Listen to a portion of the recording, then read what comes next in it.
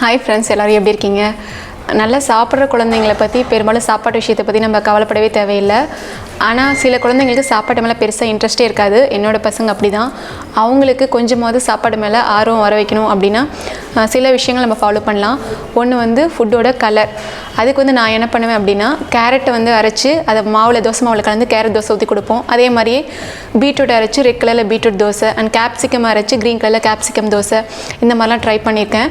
அது நல்லாவே work out ஆயிருக்கு. அண்ட் ஆல்சோ சிலர் பீட்ரூட்டை அரைச்சி பீட்ரூட் பூரியெல்லாம் கூட பண்ணியிருக்காங்க. அந்த ரெசிபீஸ்லாம் கூட ஆன்லைனில் இருக்குது, நீங்கள் செக் பண்ணி பாருங்கள். ரெண்டாவது விஷயம் ஃபுட்டோட ஷேப்பு.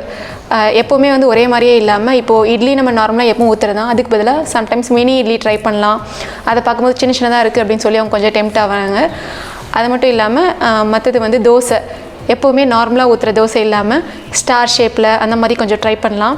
அதுக்கப்புறம் பூரி சர்க்கிள் ஷேப்பில் தான் எப்போவுமே இருக்கும். அதை நம்ம triangle, rectangle shape, diamond shape அந்த மாதிரிலாம் ட்ரை பண்ணும்போது கொஞ்சம் ஆர்வமாகவே குழந்தைங்க சாப்பிட்றாங்க.